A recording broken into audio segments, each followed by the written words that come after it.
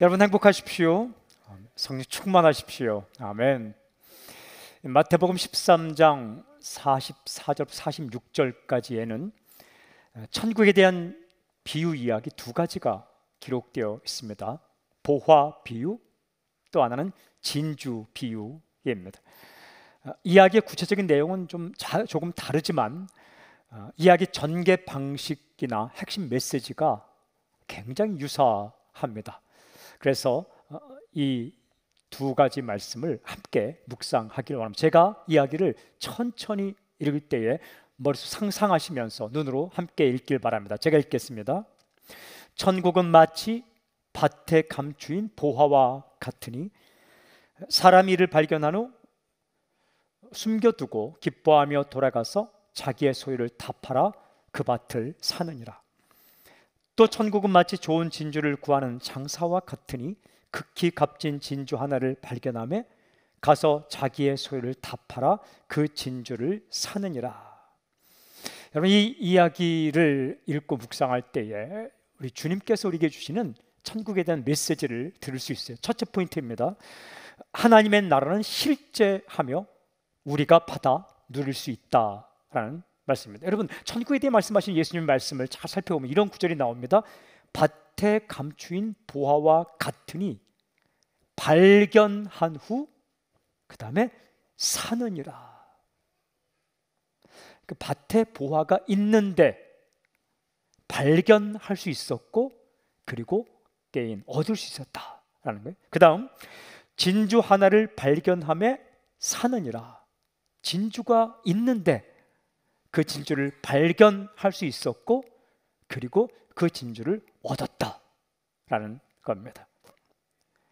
이야기는 보물이 땅에 묻혀 있다고 시작을 합니다. 그 당시 사람들은 쉽게 이해할 수 있는 상황이에요.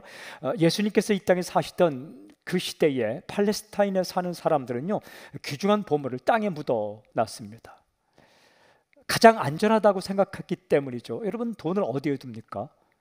가장 안전한 곳에 두지 않습니까? 저는 어디에 두는가? 비밀이죠. 가장 안전하다고 생각하는. 근데 지정학적으로 이 팔레스타인 지역은요, 전쟁이 많았던 지역입니다. 우리나라는 참 주변에 전쟁이 많았죠. 그래서 강대국 사이에 있는데 팔레스타인도 유대 지역도 마찬가지입니다. 강대국들, 세계로 보니 강대국들 사이에 있었기 때문에 이 전쟁이 빈번한 이곳에서 언제 어떻게 무슨 일이 일어날지 모르기 때문에 가장 안전한 곳이 땅속이라고 생각한 거예요. 거기다 돈을 묻어놨죠. 마태복음 25장에 보면 한 달란트 받은 자가 그 한 달란트 어디에 묻었습니까? 땅속에 묻어놨다라는 이야기가 나오지 않습니까? 땅에 묻혀 있다. 여러분, 그런데 땅에 묻혀 있지만 있는 겁니다. 땅속에 있기 때문에 보이지 않지만 있는 거예요. 다음 이야기는 진주를 구하다가 아주 값진 진주, 극히 값진 진주를 발견했다는 이야기로 시작합니다. 이 상황 역시 쉽게 이해할 수 있는 상황이죠. 그 당시에는 금보다 진주를 더 귀하게 여겼습니다. 오히려 값이 더 나간 거죠. 사람들은 진주를 가지기를 원한 거예요. 어떤 사람이 진주를 찾다가 어딘가에 있는 진주를 발견했다라는 거예요. 진주가 그 극히 값진 진주를 아무데나 내어놓을 수 없었지만 어딘가에 있었다라는 겁니다. 사람들 눈에 잘 띄지 않지만 진주가 있었다. 없는 게 아니라 있다. 잘 안 보이지만 있다. 잘 보이지 않기 때문에 없는 게 아니라 잘 보이지 않더라도 있다라는 겁니다. 땅속에 있지만 보화가 있듯이, 어딘가에 감추어 있지만 진주가 있듯이 천국은 실제한다라는 거예요. 모든 사람이 볼 수는 없어요. 모든 자가 믿지는 않아요. 그러나 실제한다. 우리가 눈으로 볼 수 있는 보물처럼 실제한다라는 거예요.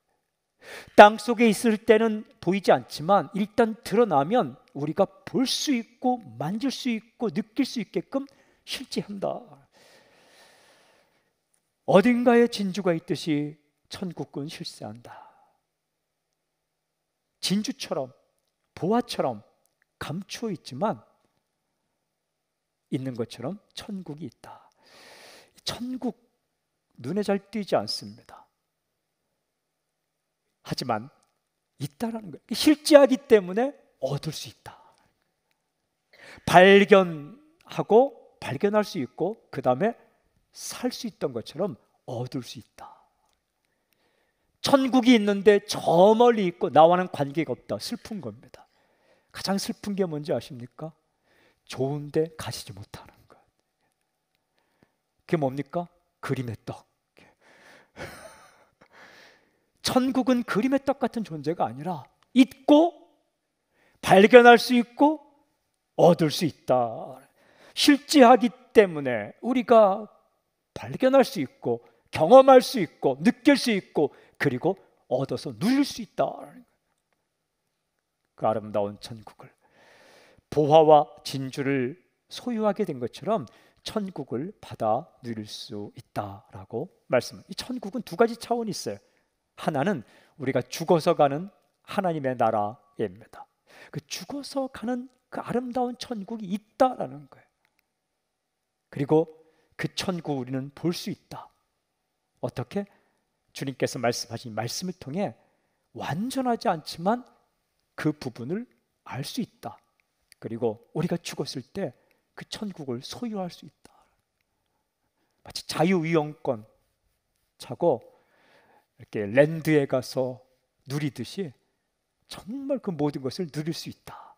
그 나라가 있습니다.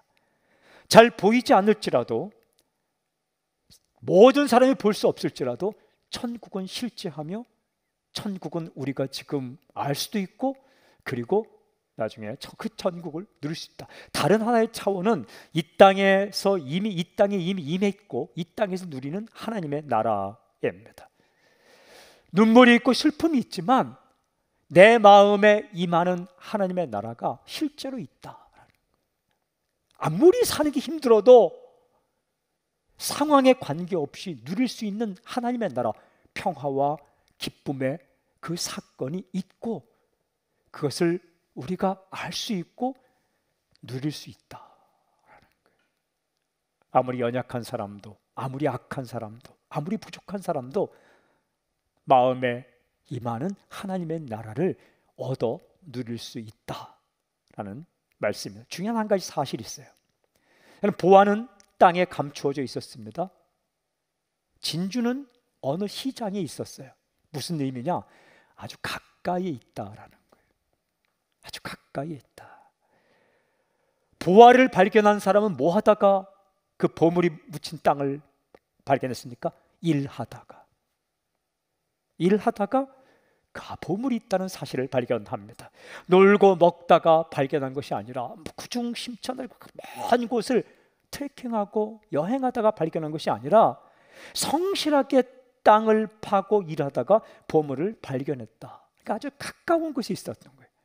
여러분, 진주를 발견하고 그 값진 진주를 얻은 그 장사꾼은 뭐 하다가 그 진주를 발견했습니까? 자신이 일을 하다가 발견을 한 거예요. 삶의 터전에서 성실하게 삶을 살아가다가 삶의 현장에서 아주 가까운 곳에서 그 진주를 발견합니다.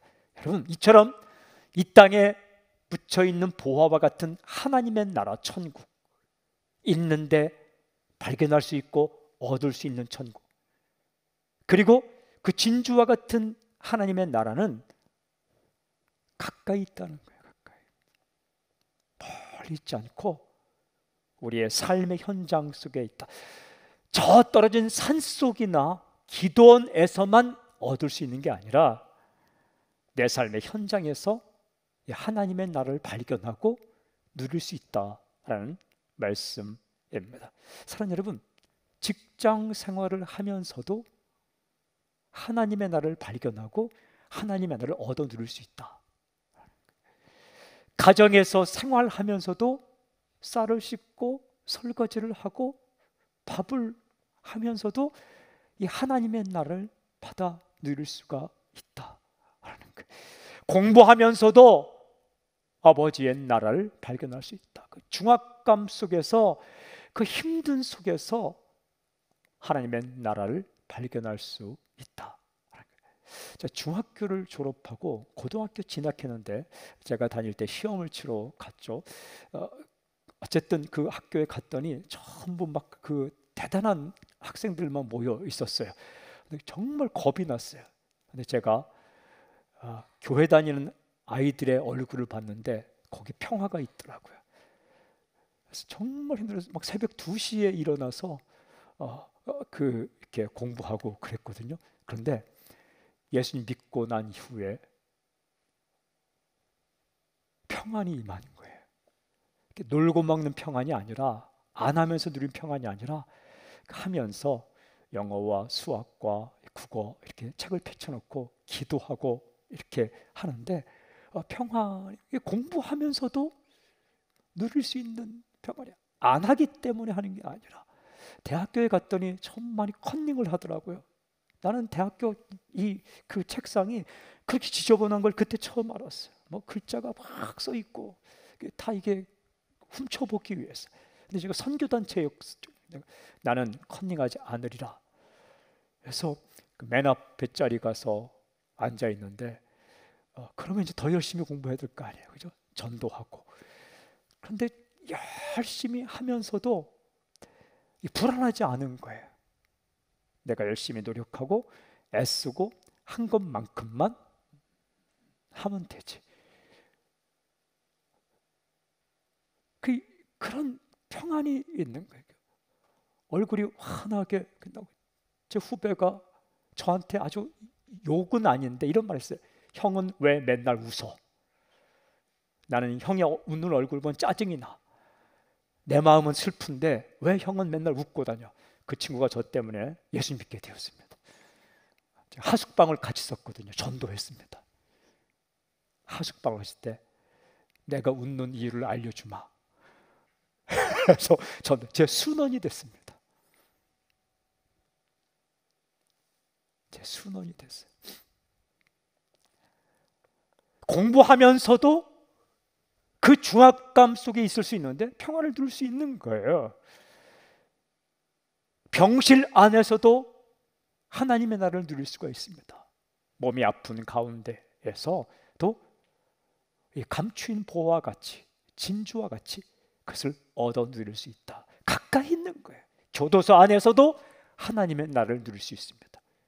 우리가 죽어서 가는 하나님의 나라가 하나의 차원이라면, 이 땅에 임한 하나님의 나라는 우리 아주 가까이에 있어요. 가까이에. 어디서나 누릴 수 있는 나라라는 말씀입니다. 평안과 기쁨과 소망과 사랑의 그 나라를 얻어 누릴 수 있다. 그 나라가 있다는 거예요. 하지만 중요한 것은 모든 사람이 누릴 수 있는 건 아닙니다. 받아 누리는 사람도 있고 받아 누리지 못하는 사람도 있습니다. 수많은 사람들이 그 밭을 지나갔을 거예요. 그죠? 수많은 사람들이 그 밭을 지나갔을 거예요. 하지만 모든 사람이 발견하지는 못했습니다. 있지만 모든 사람이 발견할 수 없었던 거죠. 천국은 존재하지만 완전히 드러나지 않고 숨겨져 있기 때문에, 보화가 완전히 드러나지 않고 숨겨져 있던 것처럼, 진주가 좀 잘 눈에 띄지 않는 곳에 있었던 것처럼 완전히 드러나 있지 않기 때문에 모든 사람이 누리지 못합니다. 이 하나님의 나라가 어떻게 드러나게 되는가? 예수님을 통해서 드러나게 됩니다. 예수님이 하나님의 나라입니다. 예수님을 믿게 되면 마치 마스터키를 가진 것처럼, 비밀번호를 아는 것처럼 하나님의 나라를 발견하고 얻기 시작하는 거죠. 저는 축복합니다. 우리가 죽어서 가는 하나님의 나라가 있는데 그곳에 우리가 다 가지만, 다 가죠. 꼭 가십시오. 예수님 믿으면 갑니다. 그런데 이 땅에서 누리는 이 하나님의 나라를 매일매일 살면서 듬뿍 받아 누리는 당신이 되기를 주님을 선포합니다. 평안이 있을지어다. 하나님의 나라. 질문이 있어요. 하나님의 나라를 누린다는 것은 도대체 어떤 경험일까? 두 번째 포인트입니다. 하나님의 나라는 기쁨이요 아름다움이다. 이야기 속에서 감추인 보화를 발견한 사람의 반응이 어떻습니까? 이렇게 되어 있습니다. 기뻐하며, 기뻐하여. 아포테스카라스라고 헬라어로 되어 있는데, 이것은 기쁨에 겨워서, 기쁨에 압도당해서, 그러니까 기쁨으로부터 이렇게 막 속에서 기쁨이 솟아나와, 기쁨에 휩싸여서 보물을 발견한 사람은 기뻐하였다라는 거예요. 하나님의 나라는 기쁨입니다. joy, 기쁨이에요. 항상 기뻐하라 말씀하신 것처럼 하나님의 나라는 기쁨이에요. 어릴 적 제가 소풍을 간 적이 있습니다. 소풍 가면 항상 빼먹지 않고 하는 게 있죠. 여러분, 보물찾기라는 거 해보셨습니까? 선생님께서 번호가 적혀 있는 종이를 이렇게 숨겨 놓습니다. 그 종이가 보물이죠. 왜냐하면 물건과 바꿀 수 있기 때문에. 교환권과 같은 거죠. 요즘 같으면 기프트권입니다. 그게 대단한 거죠. 마음씨 좋은 선생님은 조금 잘 보이게 감춰 놓습니다. 근데 마음씨 아주 고약한 선생님은 누구도 찾을 수 없게끔 꽁꽁 숨겨 놓습니다. 밉습니다. 저는 지금도 미워요. 그런데 나뭇가지 속에도 숨겨 놓고 풀숲에도 숨겨져 있습니다. 그런데 그 보물을 발견했을 때 마음을 지금도 잊을 수가 없어요. 찾았다. 신만이가 산삼을 했을 때 기뻐하는 것처럼 기쁨, 그 기쁨을 능가하는 기쁨이 이 보화가 담겨있는 밭을, 밭 속에 묻혀있는 보화를 발견했을 때 그 사람의 그 경험이라는 거예요. 땅에 감추인 보화를 발견한 사람은 그렇게 기뻐하였다. 우리가 읽은 이야기 속에서 이 기쁨은 그냥 보통 기쁨이 아닙니다. 여기서 쓰인 기쁨, 카라라는 것은 어떤 기쁨이냐? 사전을 찾아오면 올림픽 경기에서 선수가 승리하고 우승했을 때처럼 기뻐 날뛰는 것, 이렇게 되어 있습니다. 그 당시에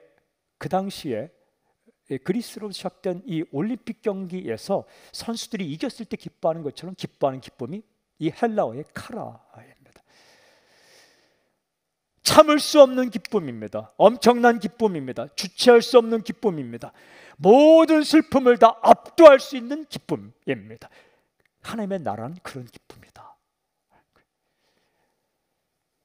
어떤 절망도, 어떤 슬픔도, 어떤 낭망도, 어떤 힘든 것도 다 이길 수 있도록 만드는 그런 기쁨입니다. 하나님의 나라는 기쁨이다. 로마서 14장 17절 이런 말씀이 있어요. 하나님의 나라는 먹는 것과 마시는 것이 아니요 오직 성령 안에 있는 의와 평강과 희락이라. 오직 성령 안에 있는 의와 평강과 희락이라. 희락, 여기서 희락이 기쁨이에요. 의로운 길을 가면서 좋아하는 것, 평강을 누리는 것, 그 정점이 기쁨이다. 이 하나님의 나라는 기쁨이에요. 실은 성경 읽는 것도 기쁨이에요. 가장 우리의 세포가 살아나는 때가 하나님의 나라를 생각할 때. BBC 방송에서 촬영을 했는데 인간의 두뇌가 다른 차원으로 가동, 텔레비전 나온 겁니다. 그 다른 차원으로 가동되면서 전혀 다른 시스템으로 활발하게 움직일 때가 신을 생각할 때랍니다. 기도할 때. 이 땅을 생각할 때가 아니라 신이란 존재를 그와 교통할 때에 인간의 두뇌가 전혀 새로운 차원으로 가동된다. 제가 그 BBC 방송에서 한 거를 한국에서 보여주는데 깜짝 놀랐어요. 와, 맞아. 다른 차원의 하나님의 나라를 이렇게 누릴 때에 우리의 몸이 시스템이 전혀 다르게 그런 기쁨이 우리에게 임한다는 거예요. 성경 읽는 것도, 기도하는 것도, 저에게는 설교 준비하는 것도, 이렇게 메시지를 전하는 것도, 우리 예배하는 것도, 그 가운데 하나님의 평강과 하나님의 나라가 임하면 이게 주체할 수 없는 기쁨에 휩싸이게 된다. 천국은 기쁨입니다. 여기 보면 하나님의 나라는 먹는 것과 마시는 것이 아니요. 먹는 기쁨이 얼마나 큽니까? 이건 제가 잘 압니다. 먹는 기쁨. 마시는 기쁨이 얼마나 짜릿합니까? 마시는 기쁨. 저는 물만 거의 마시기 때문에 물의 맛을 압니다. 누구처럼 눈을 감고 마셔도 무슨 브랜드인지 안다, 그 정도는 아닙니다. 그렇지만 이 목마를 때 물을 마시는, 먹는 기쁨, 마시는 기쁨, 천국은 그 정도가 아니다라는 거예요. 그것을 능가하는 비교가 안 되는 기쁨이 천국에 있다. 그럼 보석을 발견한 사람은 자신의 마음을 빼앗겼어요. 기뻐하며 그 보물의 마음을 빼앗겼습니다. 온통 머릿속에서 보물 생각이 떠나지 않는 거예요. 사람이 느끼는 기쁨의 감정 가운데 어떤 기쁨의 감정이 가장 강력할까? 마음을 빼앗기는 기쁨. 이게 가장 강력한 거예요. 내 마음을 빼앗겨버린 기쁨. 생각만 해도 좋은 겁니다. 이 마음을 빼앗겨버린 기쁨, 이 기쁨이 하나님의 나라의 기쁨이에요. 보물을 발견하고 기뻐하고, 한 번 발견하고 기쁨을 누린 다음에 계속 마음을 빼앗겨버린 기쁨, 그냥 생각만 해도 기쁜 것, 좋은 것, 마음 빼앗긴 기쁨의 경험이 그 돈으로 살 수 없는 기쁨. 다시 한번 선포합니다. 마음을 빼앗겨버릴 정도의 기쁨이 당신에게 임하기를 좀 선포합니다. 이런 말씀이, 진주를 발견한 사람의 반응은 어떨까? 분명하게 기록되어 있지 않지만 이렇게만 기록되어 있습니다. 극히 값진 진주 하나를 발견하매. 이 성경 읽을 때 행간을 읽는 게 중요한데, 극히 값진 진주를 발견한 사람은 뭐 하다가 진주를 발견했습니까? 이렇게 되어 있습니다. 좋은 진주를 구하는 장사. 좋은 진주를 찾다가 발견한 사람. 보화가 묻힌 땅을 발견한 사람은 일하다가 발견했는데 그것도 기쁜데, 이 사람은 정말 진주를 갖고 싶은 마음으로 찾다가 발견한 사람이에요. 좋은 진을 찾아다녔습니다. 그러다가 드디어 찾은 겁니다. 이 사람의 표정을 상상할 수 있겠습니까? 기쁨이에요.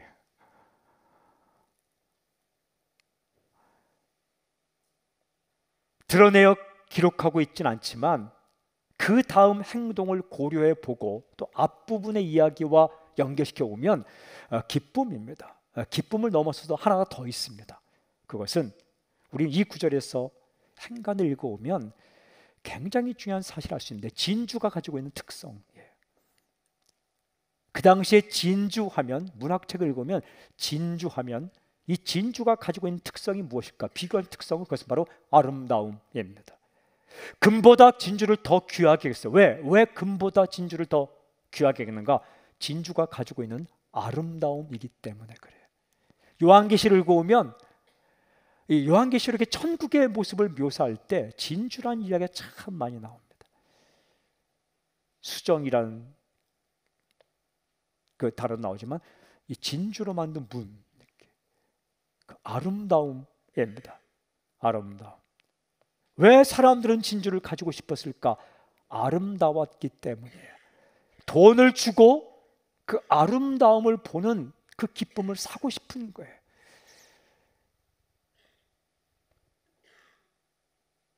돈을 주고서라도 그 진주를 소유하고 그 진주의 아름다운 것을 보고 싶은 거예요.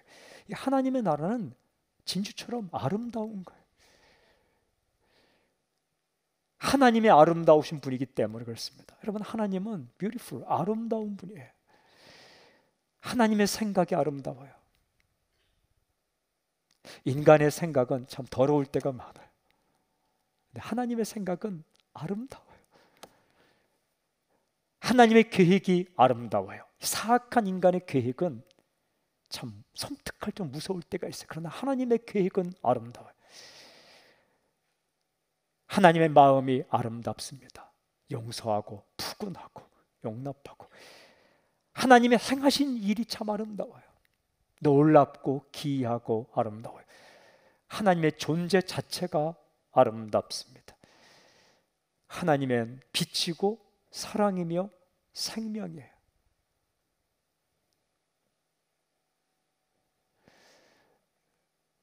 예전에 발레단 가운데 엘 발레라고 있어요. L자로 시작하는 그 영어 Light, Love, Life. 빛, Light, Love, 사랑, Life, 생명.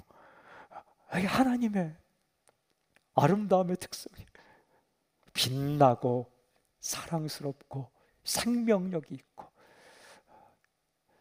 여러분, 사람이 하나님을 이렇게 믿고 예수님을 믿어서 아름답게 변하면 빛의 생각을 하게 되고 생명력 있는 살리는 생각을 하게 되고 또 사랑하는 생각, 이게 하나님의 아름다운 분이에요.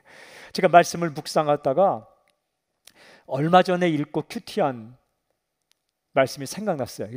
쭉 찾아보니까 7월 1일자 큐티 말씀인데 다윗의 시예요. 시편 27편 4절에 이런 구절이 있더라고요. 내가 여호와께 바라는 한 가지 일, 그것을 구하리니 곧 내가 내 평생에 여호와의 집에 살면서 여호와의 아름다움을 바라보며 그의 성전에서 사모하는 그것이라. 다윗 고백합니다. 내가 바라는 한 가지, one thing, 그건 뭐냐? 하나님의 아름다움을 바라보는 겁니다. 왕궁에 사는 것도 아니고 넓은 땅을 차지하는 것도 아니고 그냥 하나님의 아름다움을 바라보는 것, one thing, 이게 내가 바라는 한 가지입니다. 그 아름다움 그것을 바라보기에 나는 성전에서 예배자로 서고 싶습니다. 이런 고백이에요. 다윗은 한마디로 어떤 사람인가? 하나님의 아름다움을 경험한 사람입니다.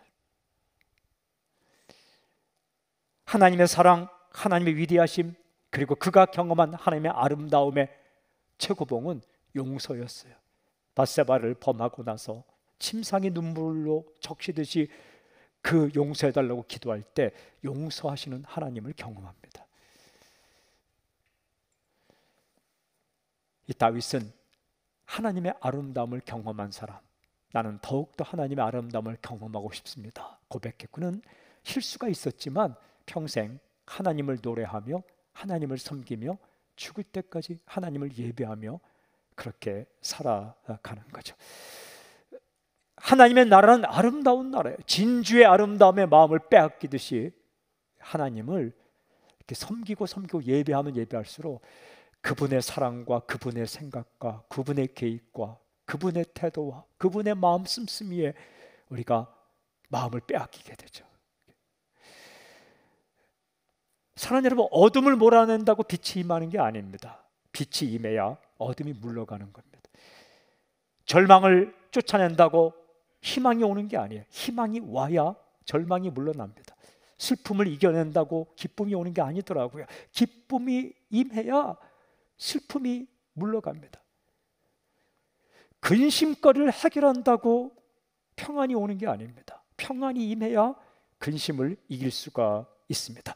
하나님의 나라는 기쁨입니다. 하나님의 나라는 아름다움이에요. 하나님께 주시는 기쁨이 나의 마음에 임할 때에 슬픔이 물러가는 거예요. 하나님의 아름다움이 내게 임할 때에 추하고 더럽고 냄새나는 이 세상 가운데서 우리의 삶 속에 정말 향기를 드러내고 생명과 사랑과 빛의 생각을 하며 우리의 생각이 아름답고 우리의 말이 아름답고 우리의 계획이 아름답고 우리의 존재가 아름다운 사람으로 바뀔 수 있다. 하나님의 나를 경험한 것만큼 아주 가까이에 있는데 숨겨져 있기 때문에 발견할 수 없었지만 우리가 발견하고 소유해서 우리의 마음에 하나님의 나를 경험하면 경험할 만큼, 가진 만큼이 아니라 아버지의 나를 경험한 것만큼 우리 가운데 하나님의 나라가 임할 기쁨의 나라, 아름다움의 나라, 그럴 때 우리 마음에 슬픔이 물러가는 거예요. 병실에서도 이 사건이 일어나는 겁니다. 홀로 있을 때도 이 사건이 일어나는 거예요. 가진 것을 좀 잃었을 때에도 이 사건이 일어나는 거예요. 이 나라가 하나님의 나라입니다. 마지막 세 번째 질문. 그리고 우리 어떻게 살아야 돼요? 세 번째 포인트입니다. 하나님의 나라는 그 무엇과도 비교할 수 없는 최고의 가치다. 이 최고의 가치인 하나님의 나라, 그걸 얻어 누리기 위해 모든 것을 할 수 있다는 것. 밭에 감추인 보화를 발견한 사람, 기쁨에 사로잡힌 사람, 이 사람의 행동을 이렇게 기록합니다. 자기의 소유를 다 팔아 그 밭을 사느니라. 보물을 발견한 사람, 그 사람은요, 그 보물을 얻기 위해 자신의 것을 다 팔았습니다. 쓸모없어서 판 게 아닙니다. 절대 쓸모없어 판 게 아니라 소중하지만 더 좋은 것을 얻기 위해 희생한 겁니다. 극히 값진 진주를 발견한 사람의 행동도 이렇게 똑같이 기록되어 있습니다. 자기의 소유를 다 팔아 그 진주를 사느니라. 모든 것을 포기하여 그 진주를 샀다. 이 두 사람의 행동의 특징이 뭡니까? 가치평가를 제대로 했습니다. 가치평가. 이 가치평가를 못하면 망하는 거예요. 무엇이 더 가치 있고 무엇이 더 가치 없는가를 정확히 평가하고 더 가치 있는 것을 선택했다라는 겁니다. 인생은요, 가치평가에서 판가름 납니다.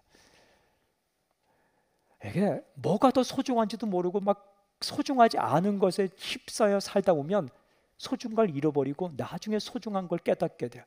사랑하는 여러분, 혹시 지금 어린 자녀들이 있으면 자녀와의 시간을 누리는데 돈도 쓰십시오. 그게 소중한 거예요. 정말 소중한 거예요. 그게 지나가 보면 그게 정말 소중한 거야. 가까이 있는 사람 평가하고 하지 말고 그냥 잘해 주십시오. 그게 소중한 거예요. 그게 더 가치 있는 거예요.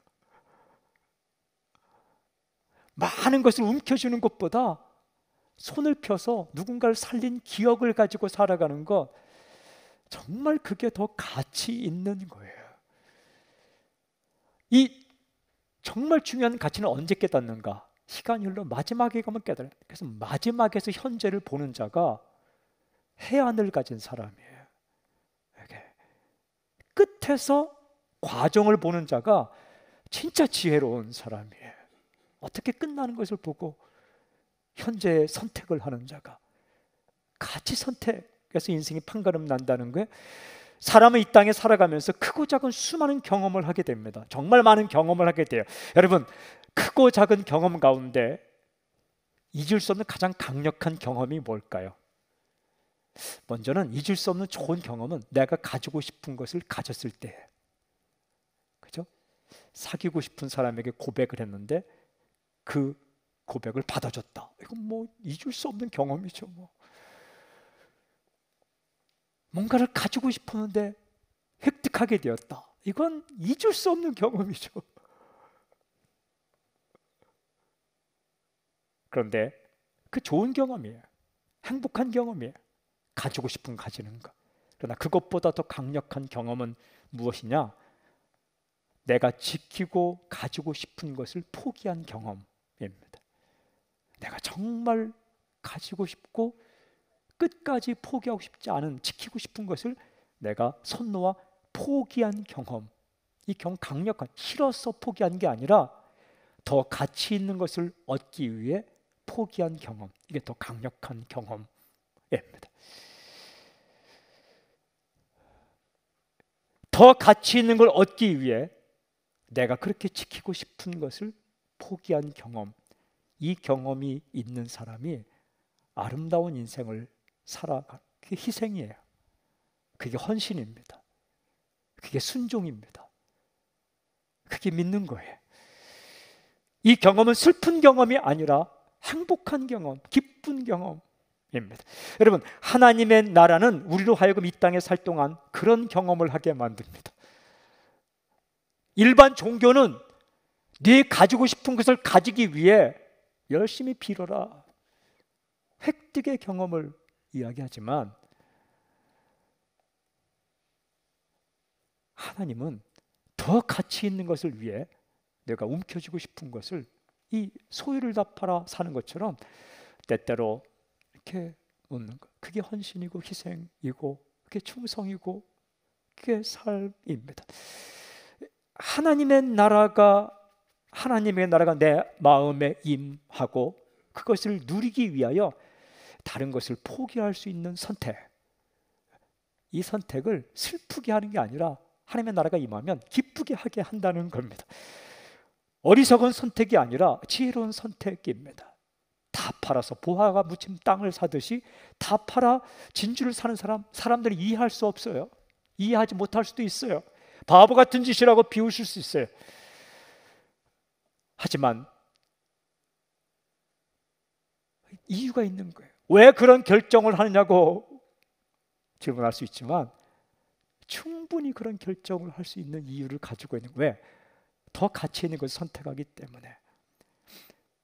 왜 그런 결정을 했을까? 이유는 분명히 더 가치 있는 것을 선택했기 때문이다. 하나님의 나라는 그 무엇과도 비교할 수 없는 최고의 가치를 가진 나라입니다. 평안과 기쁨과 사랑을 누리기 위해서는 다른 것을 포기할 수도 있다 라는 거예요. 아주 오래전에 읽은 책인데 몇 번을 이야기했지만 이번에 말씀 묵상하는데 또 그 책이 생각나는 거예요. 전능자의 그늘. 짐 엘리엇이라는 남편의 이야기를 아내 엘리자베스 엘리엇이 쓴 이야기예요. 아웃가족으로 선교여행 갔다가 4명의 친구와 함께 5명이 순교당한 이야기예요. 근데 그 책의 앞부분에 이런 글귀가 있죠. 영원한 것을 위하여 영원하지 않은 것을 포기하는 자는 결코 바보가 아니다. 창끝이라는 책으로도 영화로도 나왔어요. 5명이 순교했지만 그 창끝으로 죽였던 자가 그 부족의 목사가 됩니다. 그래서 그 창끝으로 죽였던 그 목사가 된 사람과 이게 그 선교 대회 때 또 순교당한 자의 아들이 만나게 됩니다. 세계 선교 대회 때 서로 용서하고 또 화해하는 그런 이야기들이 있는데 그 짐 엘리엇이 젊은 날에 이런 글 써요. 참 젊은 날에 이런 글 쓴다는 게 20대 후반부에 20대 중반 후반부에 순교를 당했는데 그 20대 초반에 이런 글을 쓴다는 게 영원한 것을 위하여 영원하지 않은 것을 포기하는 자는 결코 바보가 아니다. 다른 번역에는 영원한 것을 얻기 위하여 되는데 얻기를 좀 뺐어요. 그냥 영원한 것을 위하여 영원하지 않은 것을 포기하는 자는 결코 바보가 아니다. 이 마음에 콱 박히듯이 남아있는 글귀에 다시 한번 감동을 줬습니다. 천국을 경험한 사람만이 이런 행동을 했어요. 사람들이 이해할 수 없을 수도 있어요. 왜 그 길을 가? 왜 그런 선택을 해? 왜 그렇게 해? 라고 말할 수 있지만 모든 것을 다 팔아서 보화가 묻힌 땅을 사듯이 진주를 선택하듯이 이 땅에서 쉽게 누릴 수 있는 것을 포기하고 하나님의 나라의 기쁨을 선택할 때가 있는 겁니다. 선교가 그런 것이고 구제가 그런 것이며 섬김이 그런 것이고 헌신이 그런 겁니다. 자신의 것을 내어놓는 것이죠. 여러분 이렇게 거창하게 보이는 선교니 구제니 뭐 그것만이 아니에요. 나의 것을 포기하고 하나님 나라 사는 것은 아주 일상적인 순간순간의 삶 속에서 우리가 경험하는 것들입니다. 내가 가지고 싶은 것, 내가 누리고 싶은 것, 그리고 내가 지키고 싶은 그 자리, 그것을 하나님의 뜻에 맞지 않을 때에 선택하지 않고 하나님의 뜻을 따라 내가 포기할 때에 우리의 삶 한가운데서 이렇게 하나님의 나라를 누리는 거죠. 예를 들면 내가 법이 아닌데 잘못된 거짓의 길을 선택하기 위해서 얻고 싶은 것이 있다면 그 얻고 싶은 것을 포기하고 정직한 길을 선택할 때에 하나님의 나라가 임한다는 거예요. 내 자존심을 세우기 위해서 뭔가를 확 해버리고 싶을 때 그것을 포기하고 하나님의 뜻을 선택할 때 진정 내 인생 가운데 존경이 임한다는 거예요. 거창한 것뿐 아니라 매일매일 삶 속에서 우리는 선택을 하며 살아갑니다. 그런데 내가 그렇게 움켜쥐고 싶은 것, 내가 지키고 싶은 것, 그것이 아니라면 하나님의 나라를 얻기 위해 손을 놓고 포기할 때 자유가 임하고, 그때 아버지의 나라가 밀려 들어온다. 평안한 거예요. 잘못된 방법 움켜졌을 때의 불안감보다 그 평안한 거예요. 기쁜 거예요. 쓰고서 기쁜 거예요. 놓고서 기쁜 거예요. 버리고 기쁜 거예요. 여러분, 그러면 우리가 빈털터리가 됩니까? 마지막 질문. 아닙니다. 하나님의 나라를 받아 누리게 돼요. 그리고 예수님이 이렇게 약속하세요. 마태복음 6장 33절, 그런즉 너희는 먼저 그의 나라와 그의 의를 구하라. 그래야만 이 모든 것을 너에게 더하시리라. 하나님의 나라를 먼저 구하면 아버지의 나라를 누리는 것과 동시에 주님께서 덤으로 주시겠다. 살게 돼요. 이때 경험하는 게 바로 은혜입니다. 놓았는데, 펼쳤는데 그 펼쳐진 손에 뭔가 쥐어져 있는 거예요. 내 가방을 비웠는데 가려고 하니까 채워져 있는 거예요. 또 나눠주라고.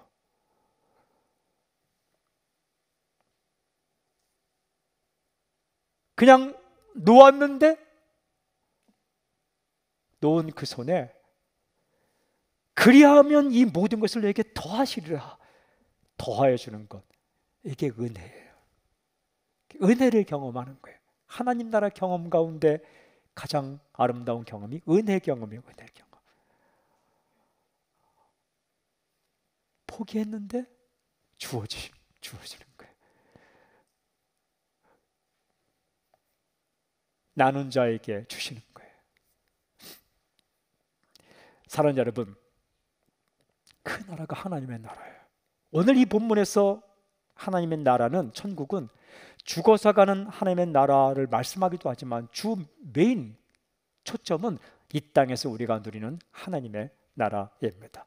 기쁨의 나라, 아름다움의 나라. 하나님 안에서 하나님이 우리에게 주신 일도 마찬가지예요. 하나님이 주시는 그 사명, 미션, 작든 크든 것을 감당하기 위해서는 항상 포기가 있어요. 슬픈 경험 아닙니다. 기쁜 경험입니다. 그때 하나님은 은혜로 아버지의 나라를 누리게 할 것입니다. 그리고 뭔가를 주어 주실 거예요. 그럼 덤으로 오는 거예요. 그게 은혜예요. 은혜로 사는 거예요. 그 은혜가 여러분 인생 가운데 이미 시작되었어요. 예수님이 당신의 마음에 오심으로 말미암아 이미 시작되었어요. 시작되었지만 풍성하게 아버지의 나라가 당신의 마음 가운데, 가정 가운데, 삶 가운데 세월이 흘러갈수록 풍성하게 많은 놀라운 역사가 있을지어다. 이 땅에 하나님의 나라를 시작하시고 누리게 하신 주님을 찬양합니다. 할렐루야. 아멘. 아멘.